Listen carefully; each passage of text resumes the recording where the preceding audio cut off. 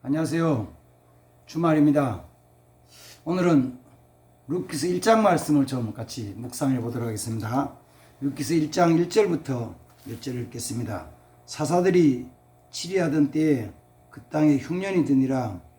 유다 베들레헴의 한 사람이 그의 아내와 두 아들을 데리고 모압 지방에 가서 거류하였더니 그 사람의 이름은 엘리멜렉이요 그의 아내의 이름은 나오미요 그의 두 아들의 이름은 말론과 기론이니 유대 베들레헴 에브라스 사람들이었더라. 그들이 모압 지방에 들어가 거기 살더니 나오미의 남편 엘리멜렉이 죽고 나오미와 그의 두 아들이 남았으며 그들은 모압 여자 중에서 그들의 아내를 맞이하였는데 하나의 이름은 오르바요 하나의 이름은 룻이더라. 그들이 거기서 거주한 지 10년쯤에 말론과 기론 두 사람이 다 죽고 그 여인은 두 아들과 남편 뒤에 남았더라. 아멘. 베들레헴이라는 이름이 이제 여기 처음 나오는 것이죠. 물론 우리가 알고 있는 베들레헴은 그 다윗의 고향으로 알고 있는데, 그러나 그 다윗에 대한 이야기는 이제 그때 룻기서 4장 끝에 가면은 이세 집에 다윗이 태어났다는 얘기가 나오고, 그 전까지 베들레헴에 대한 것은 별로 알려지지 않았었습니다. 그런데 그 베들레헴에 그때는 정말 작은 고을이죠. 나중에 미가서에서 미가 선지자가 얘기할 때 작은 고을이라고 얘기하지만 정말 작은 고을, 한 작은 동네, 사람이 그렇게 많지 않던 지역. 근데 이제 이름은 베들레헴이에요. 베들레헴. 근데 베들레헴에 기근이 들었는데 그때 그 동네에 살고 있던 그 엘리멜렉이라는 사람이 기근을 맞으니까 어쩔 수 없이 자기 가족들을 전부 데리고 모압 지방으로 이주를 가요. 어떻게 보면은 그 기근이 임한 걸 보고 좀 민첩하게, 아주 누구보다 한 발 더 빠르게, 약속 빠르게 그 기근을 피해 가지고 모압 지방으로 내려갑니다. 물론 이제 그때 엘리멜렉이 보았을 때는 모압 지방에 양식이 더 풍족하고 살기 괜찮은 것처럼 느껴져서 간 것이죠. 그렇게 가지고 거기 가서 한 10년 지나는 동안에 오늘 말씀은 가장이었던 엘리멜렉이 죽고 두 아들 말론과 기론이 모압 여인을 맞이해서 아내를 맞이해서 결혼했는데 그 10년쯤 지난 다음에는 이 두 아들도 죽었다는 것입니다. 그까지요. 근데 사실은 그 뒤에 말씀에 보면은 그 하나님께서 베들레헴에 다시 양식을 주어 가지고 거기 살고 있던 사람들이 다 먹고 생활하고 다 했어요. 그러니까 오늘은 말씀을 묵상하는 게요. 베들레헴에 기근이 들었을 때 그 기근에 대해서 아주 재바르게, 약삭빠르게, 민첩하게 행동했던 엘리멜렉의 가족과, 그 다음에 그렇지 않고 그 베들레헴 자리 기근이 있었지만 그 자리를 지켰던 사람들의 삶에 대한 것을 조금 비교해 보고자 하는 거예요. 베들레헴이라는 이름 자체는 우리가 히브리 말의 해석은 떡집이라는 뜻입니다. 떡집. 떡집. 근데 떡집인 베들레헴에 기근이 들어가지고 양식이 없어요. 양식이 없는 것을 보는 거죠. 그래서 엘리멜렉 가족들은 아주 민첩하게 모압 지역으로 내려갔어요. 양식을 찾아서.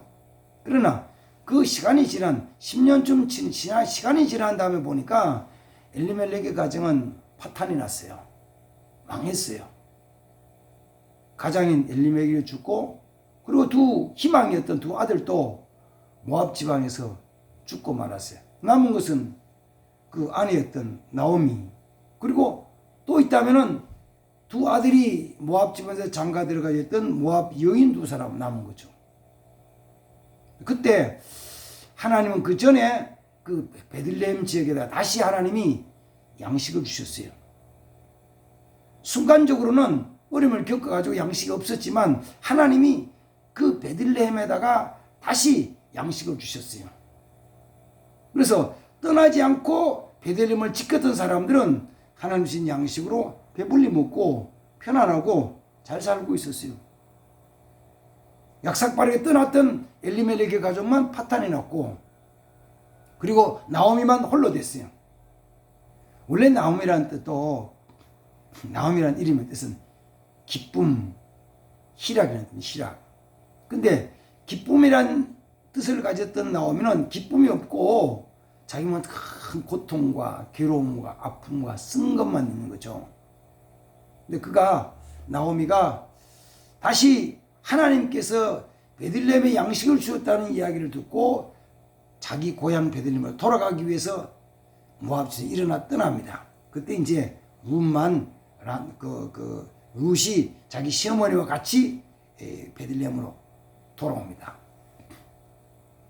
저는 이 말씀을 오늘의 우리의 삶과 같이 이렇게 비춰보면서 지금 어떤 면에서는 그래요. 교회가 양식이 없어요. 기근을 만났어요. 양식이 없어 기근이 만났고 생수가 없어서 기갈을 만난 거예요. 그럴 때 많은 사람들이 이 교회에 양식이 없고 생수가 없는 것에 대해서 그걸 바라보면서 양식을 찾아서 생수를 찾아서 떠나는 거예요.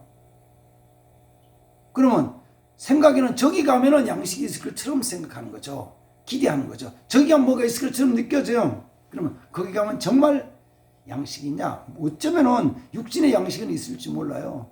먹고 사는 어렵지 않게 살 수 있을지 몰라요. 그러나 사실 영적으로는 굉장한 기근에 들어서 파멸되고 멸망당해 가는 것이죠. 그래서 저는 그런 기도를 해요. 하나님, 엘리멜렉 시대에 베들레헴에 기근이 들었다가 다시 베들레헴에 양식을 주신 것처럼 이 땅에도 우리 교회에도 다시 양식을 주십시오. 그래서 배고픈 사람이, 목마른 사람이 이곳에 와가지고 다시 배움을 얻고 목마름을 해결하고 만족함을 얻고 회복되는 역사가 나타나도록 은혜를 달라고 기도를 합니다. 그리고 하나님은 반드시 그렇게 하실 줄로 믿습니다.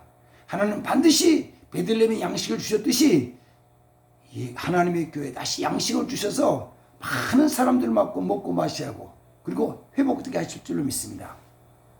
모든 거 다 잊어버리고 쓴 마라 같은 쓴 사람이 된 나오미가 다시 예루살렘으로 베들레헴으로 돌아와서 베들레헴에서 그 모든 것을 회복시켜 나가잖아요. 양식도 회복해 나가고 저희 마음속의 슬픔도 씻어 나가고 그리고 무너졌던 가정도 다시 회복시켜 나가고 그래서 회복시켜 나가서 하나님 회복시키는 받아 누리는 것이 삶이 누구냐면은 다윗이에요. 이새의 아들 다윗을 이어집니다. 우리의 가정도 우리의 교회도 이런 양식이 회복되기 위해서 회복되기를 위해서 기도하고 또 그렇게 되기를 소망하고 바라고 나가야 됩니다. 그래서 어떤 자리가 되어야 되냐면은 집 나간 둘째 아들이 다시 돌아왔을 때 아버지가 그 둘째 아들을 위해서 잔치를 베풀잖아요. 살찐 송아지를 잡고 포도주를 준비하고 그리고 아들에게는 새로운 옷도 입히고 반지도 끼우고 신발도 시키고 잔치를 합니다. 그래서 저는 베들레헴이 다시 기쁨의 잔치를 베풀듯이 우리 교회에서도 이런 기쁨의 잔치, 이거는 뭐 내가 하는 건 아니고 사실은 누구의 잔치냐면은 주님의 잔치, 주님의 잔치. 주님의 잔치에 주님이 자기 택한 백성들을 부르시고 거기서 다시 한번 배부르게 먹고 마시고 싶으면 마시고 포도주를 시컷 마시고 기뻐하면 지르고하던 노래고 춤추게 하는 그 아름다운 일들을 위해 가지고 주님의 잔치를 준비합니다. 주여 다시 기쁨의 잔치가 이루어지게 하소서. 어두워졌던 모든 걸 다시 환하게 밝힐 수 있게 하시고 태양보다 더 밝은 빛을 환하게 밝힐 수 있게 하시고 잔치자리에 나오는 모든 길들을 평탄케 해서 어린아이도 나올 수 있고 또 젖먹이를 데리고 있는 여인도 나올 수 있고 나이 많은 늙은이도 나올 수 있고 심지어는 저는 자, 다리 저는 자도 나오며 눈먼 자도 나오며 다 나올 수 있는 그렇게 평탄케 하는 역사가 있고, 그러는 기쁨의 잔치가 벌어지는 교회가 되게 해달라고 같이 기도합시다. 그래서 그런 교회를 만들어가는 우리 성도들 되기를 주님으로 축복합니다.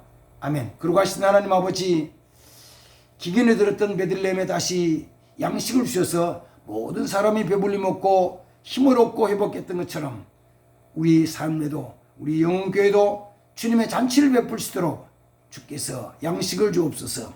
포도주 틀에, 포도주 항아리에 포도주를 가득히 채워주시고 하늘의 만나로 가득 채워주시고 무슨 기뻐하며 즐거워할 수 있게 하옵소서. 주님의 잔치 자리에 살찐 송아지를 잡으며 기름진 어린 양을 잡으며 다 함께 기뻐하는 축복의 자리가 되게 하옵소서.